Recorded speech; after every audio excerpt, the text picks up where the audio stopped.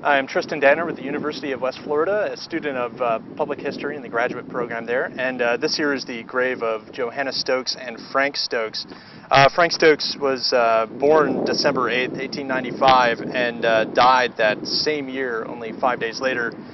Johanna as well here was only a year old when she passed. My studies out here involved the, the investigation of child mortality, the common forms of interment as far as the style of graves, and iconography as well.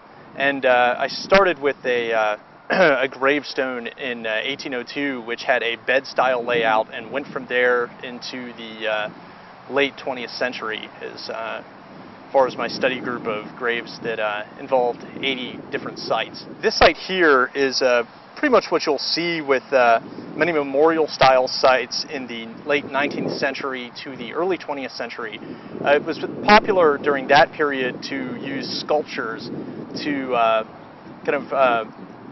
celebrate the life of the individuals that were buried within. In the case of child graves such as this, the image of the cherub was often a common form of iconography depicted herein. As you can see here, this one has the arm raised, which likely would have been holding flowers or something along those lines.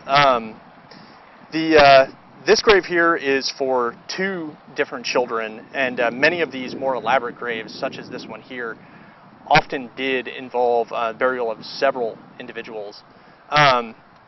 These, however, completely faded away in about 1920. You would just stop seeing this kind of grave altogether. After that, it became more popular to once again do the bed-style grave, or in other cases, the brick-style headstone, where it's just a simple headstone that's very innocuous and isn't easy to notice. And that kind of came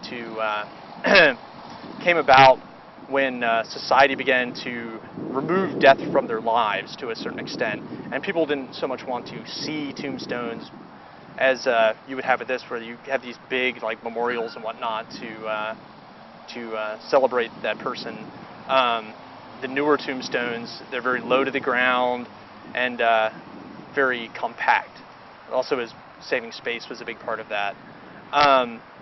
In addition to that, you'll see a great deal of the same iconography move throughout the various years. Like the urn is common, the cherub is very common in the late 19th century. The presence of lilies, roses on the tombstones, and the most common one that you'll find on most of the tombstones here at St. Michael's Cemetery are the depictions of the Lamb of God.